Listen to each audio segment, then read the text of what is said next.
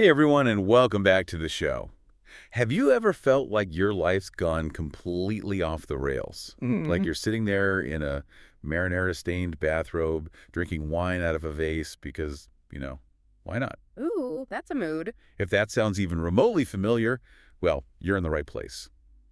Today we're diving into Lucy Scora's story of my life.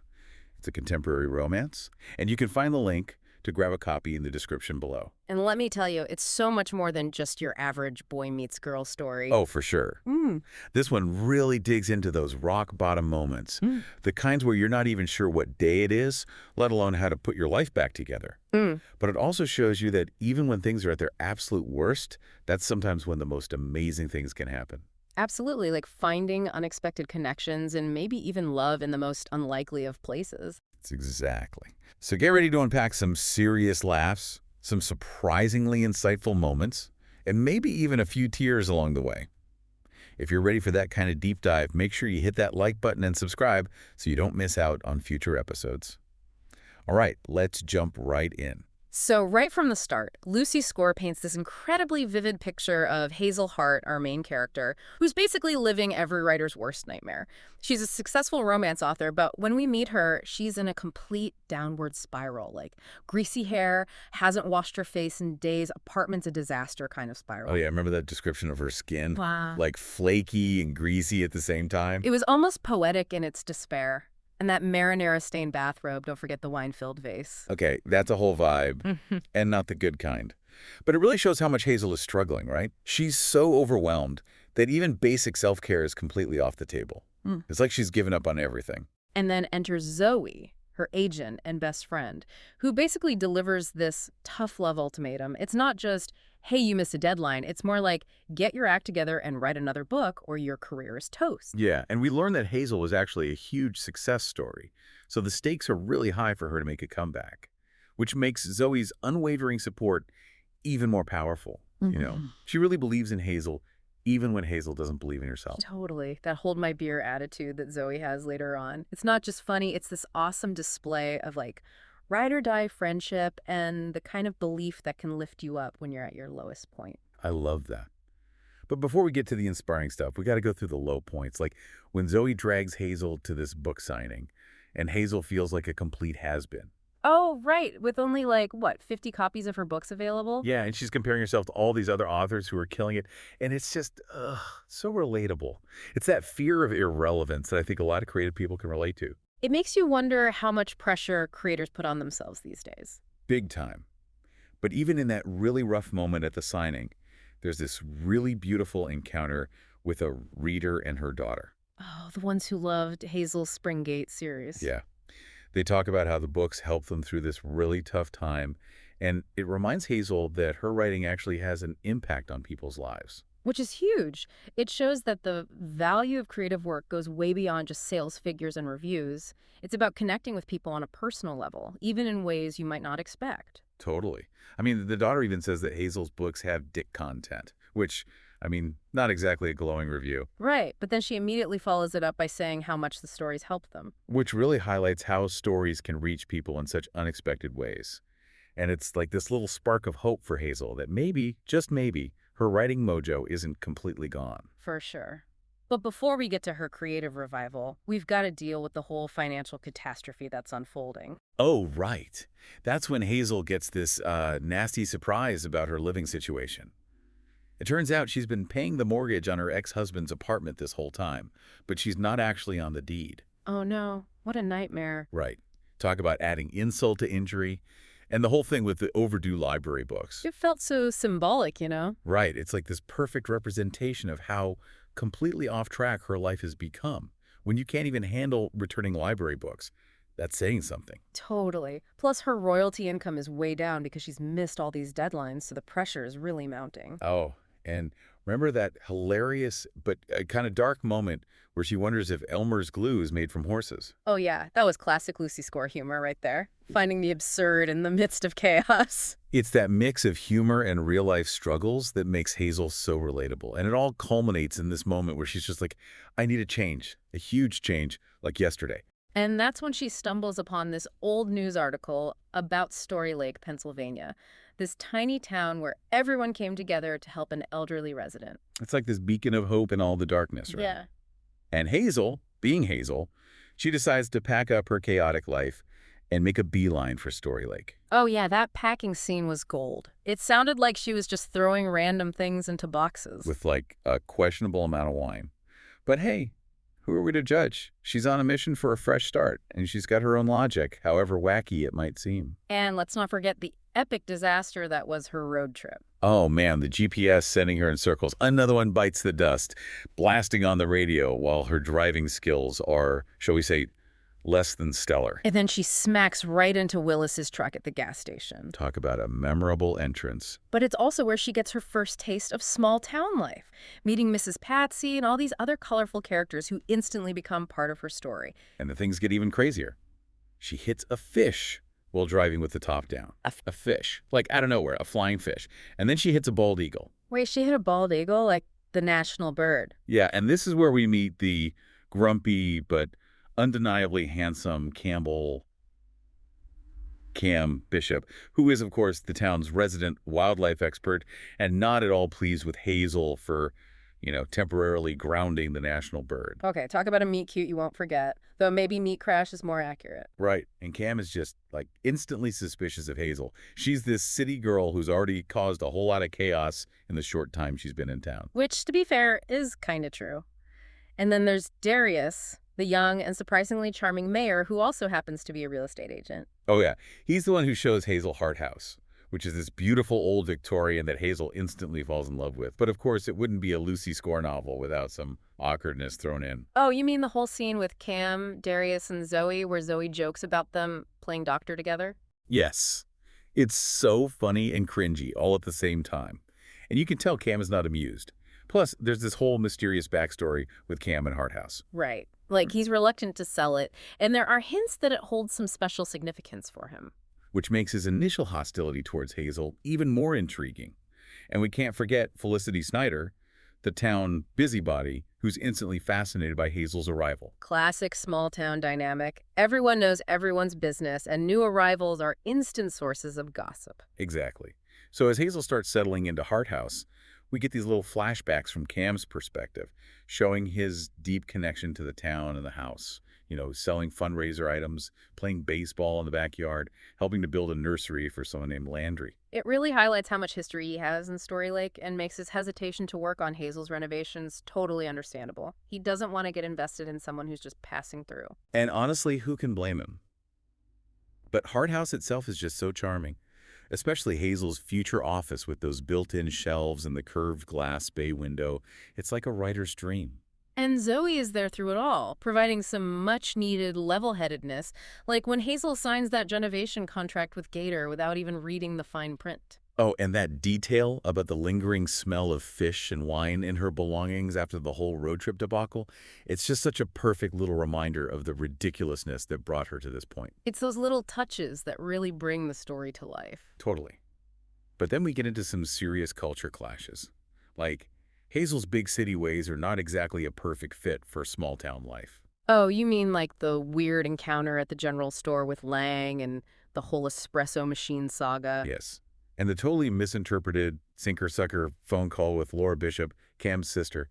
It's just a series of misunderstandings that just highlight how different Hazel's world is from the one she's landed in. And things really come to a head at the diner with Emily, the self-proclaimed protector of Goose, the bald eagle Hazel accidentally hit. Oh, that was intense. You can feel the tension in the air. And Emily's husband is, ready to throw down. But then Cam's brother intervenes, which shows that even though there's drama, this community ultimately has each other's backs. Yeah, and then Hazel gets invited to this emergency town meeting about the goose situation, which is being held at, wait for it, Pushing Up Daisy's funeral home. A funeral home. A funeral home. Right. Because why not?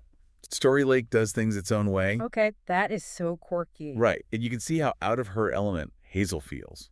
She walks in, and there's this mix of friendly faces and people who are straight up glaring at her. Oh, and don't forget the bird murderer sign. That was harsh, but also kind of hilarious.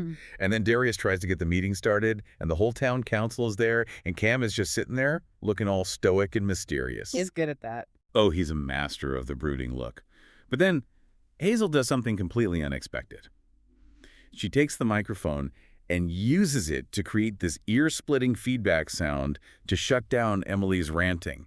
Uh-huh. And then she just calmly asks Emily what her actual problem is. That was such a power move. Right. Like she finally stood up for herself and showed everyone that she wasn't going to be bullied.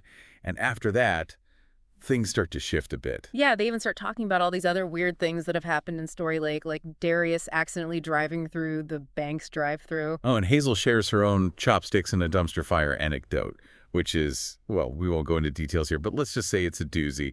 It's like they're all bonding over their shared experiences of the absurd. And then it's time to nominate a new chief of police, and Emily, of course, nominates herself. But then Laura, Cam's sister, nominates Levi, who is... Cam's other brother. Yes, and everyone, including Cam and Gage, is completely caught off guard. It's like this perfect comedic moment. Levi's so reluctant, but he ends up accepting. And Zoe, always the observer, sums up the whole meeting perfectly with her comment about gavels and hangovers. So true. So after that, things start to thaw a bit between Hazel and the town.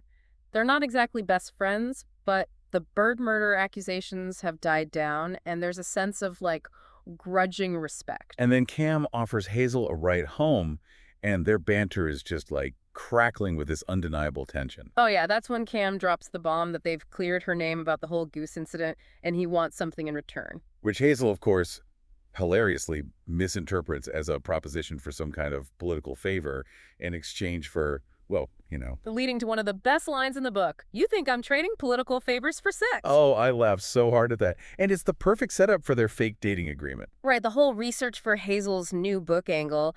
Because what's more romantic than pretending to date your grumpy, handsome contractor? It's a classic trope for a reason. But of course, things don't stay fake for very long. Wait, not with all that sizzling chemistry. And Gage is constantly teasing them, and Laura takes Hazel shopping for house finishes, and it's all very cute and domestic. And Hazel is trying to write, but she's constantly distracted by, you know, the incredibly attractive man who's renovating her house and pretending to date her. The struggle is real. And then there's Felicity Snyder, who actually becomes kind of endearing. She's still a busybody, but she's also weirdly supportive of Hazel, even predicting that they'll become friends. Which, spoiler alert, they totally do. And then there's that scene where Hazel's out for a bike ride and she sees Cam up on the roof, and they have this playful exchange where they're both warning each other to be careful, but you can tell there's something more simmering beneath the surface. And then there's Hazel's visit to the Story Lake Lodge, where she meets Billy and Edgy, these quirky, lovable characters who just add to the charm of the town. And we get that great contrast between Story Lake and the nearby Dominion Lake when Hazel has lunch with Zoe and Laura. Dominion is all, like, touristy and chaotic with people weaving "my dinghy's bigger than yours" flags. Oh my gosh, I forgot about that. Right. And then Laura runs into her ex-girlfriend, which just goes to show that even in these small towns, everyone is connected in some way. Small town life for you. And of course, Laura doesn't miss the opportunity to tease Hazel about her date with Cam. Always the wing woman. Totally. And then they go shopping at this cute little boutique called Daisy Angel, where Hazel gets some, let's say, interesting dating advice. Oh yeah, Laura tells her just forget his entire vocabulary. Solid advice, honestly. But then we get to the actual research date, which is a complete disaster. They go to this fancy restaurant where they're served quail eggs and IPA gelatin. IPA gelatin, what even is that? Your guess is as good as mine. But the point is, they're both miserable. So they ditch the fancy dinner and steal a boat for a romantic ride on Story Lake under the stars. Now that's more like it. Right. And it's during this boat ride that they finally start to open up to each other. Hazel asks Cam about his past relationship, and he talks about how he felt like he abandoned his family when he left to pursue his career. It's a really vulnerable moment for him, and it shows that he's not just this gruff, closed-off guy. He has feelings, too. He does. But then, just as things are getting really good, Levi shows up, and Cam gets all jealous and possessive. Classic. And then, of course, Levi pushes him into the lake. Of course. Just like a scene straight out of a romantic comedy. And then Cam gives Hazel his dry shirt to wear, and it's just like swoon. So romantic. I know. But then we get back to the reality of Hazel's writing career.